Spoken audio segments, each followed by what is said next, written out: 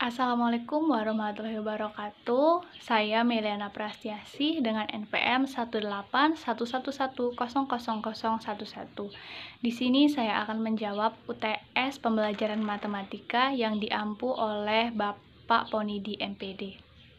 Soal yang pertama adalah bagaimana hakikat pembelajaran matematika yang berpengaruh dalam kehidupan sehari-hari terutama untuk peserta didik. Jadi dapat kita lihat bahwa matematika sekolah memegang peran sangat penting. Peserta didik memerlukan matematika untuk memenuhi kebutuhan praktis dan memecahkan masalah dalam kehidupan sehari-hari. Misalnya, dapat berhitung, dapat menghitung isi dan berat, dapat mengumpulkan, mengelola, menyajikan, dan menafsirkan data, dapat menggunakan kalkulator dan komputer. Selain itu, agar mampu mengikuti pelajaran matematika lebih lanjut, seperti pelajaran fisika, kimia, geografi, ekonomi, dan lainnya, serta bersikap positif dan berjiwa kreatif. Soal yang kedua adalah model pembelajaran PBL merupakan konsep pembelajaran yang dapat digunakan dalam merangsang siswa untuk dapat berpikir tingkat tinggi. Dari penjelasan tersebut, bagaimana langkah Anda sebagai seorang guru dalam melakukan langkah-langkah pembelajaran tersebut agar tujuan dalam merangsang berpikir tingkat tinggi dapat terwujud? Tahap pertama adalah siswa memahami masalah. Selanjutnya, siswa diarahkan untuk mencari apa yang diketahui dari soal tersebut. Contohnya, nomor 1 yaitu berapakah FPB dari 8. Sedangkan contoh nomor 2 yaitu berapakah FPB dari 4 dan 6. Kedua contoh tersebut merupakan suatu masalah yang harus dikerjakan dengan benar oleh siswa. Guru menjelaskan terlebih dahulu, kemudian siswa ditugaskan untuk mencari jawaban dari permasalahan soal tersebut.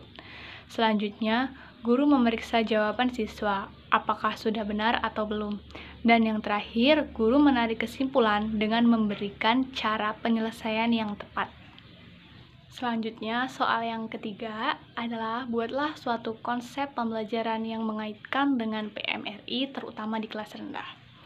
Pada awal pembelajaran, siswa diajak untuk mengamati benda-benda di sekitarnya. Setelah itu, guru meminta siswa untuk mengenali bangun-bangun geometri yang ada di sekitar mereka. Siswa diberikan gambar menarik yang realistik. Misalnya, gambar lingkungan rumah, kereta api, dan sebagainya. Guru dan siswa berdiskusi tentang gambar tersebut. Minta mereka mengenali bangun apa saja yang ada pada gambar dan berapa banyak bangun datar tersebut. Kemudian, siapkan dan bagikan potongan-potongan bangun geometri yang terbuat dari kertas karton kepada setiap kelompok. Lalu, siswa diminta untuk mengamati kemudian mengelompokkan potongan-potongan tersebut. Siswa juga diminta untuk membentuk suatu bangun datar baru dari potong-potongan tersebut. Untuk mencoba memahami cara berpikir siswa, ajukan pertanyaan-pertanyaan. Misalkan, mengapa kamu memasangkan potongan-potongan ini dengan yang itu? Bentuk apakah yang kamu peroleh? Jawaban siswa tidak harus nama baku seperti segitiga, persegi panjang, tetapi beri kebebasan siswa memberi nama-nama bangun yang dibuatnya dengan menanyakan mengapa mereka memberi nama tersebut. Bagaimana kamu membangunnya?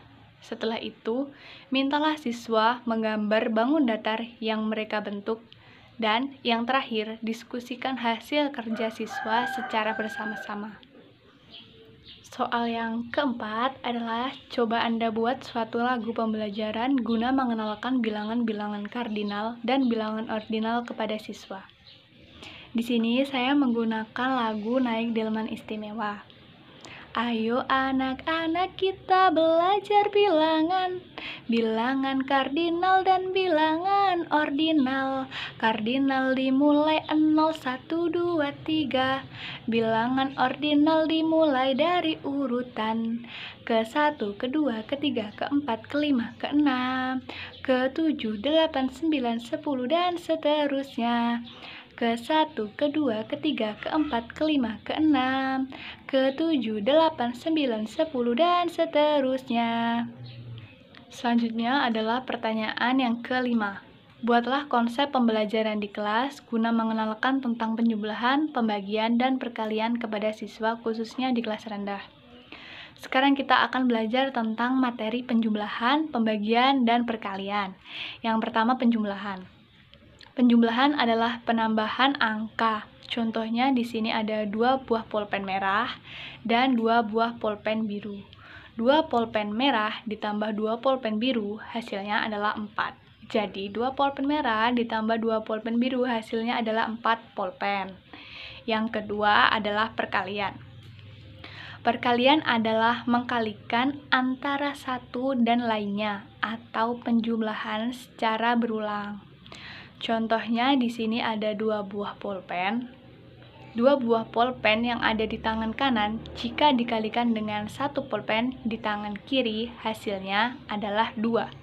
Karena 2 dikali dengan 1 hasilnya adalah 2. Yang ketiga adalah pembagian. Pembagian adalah pengurangan berulang. Contohnya 4 buah pulpen. 4 buah pulpen jika dibagi dengan 2 hasilnya adalah 2 buah pulpen. Karena 4 buah pulpen jika dibagi dengan misalnya dibagi dengan Tono dan Tini, maka masing-masing dari mereka akan memiliki 2 pulpen. 2 untuk Tono dan 2 untuk Tini. Sekian jawaban UTS pembelajaran matematika saya. Apabila ada kurang dan lebihnya, saya mohon maaf. Wassalamualaikum warahmatullahi wabarakatuh.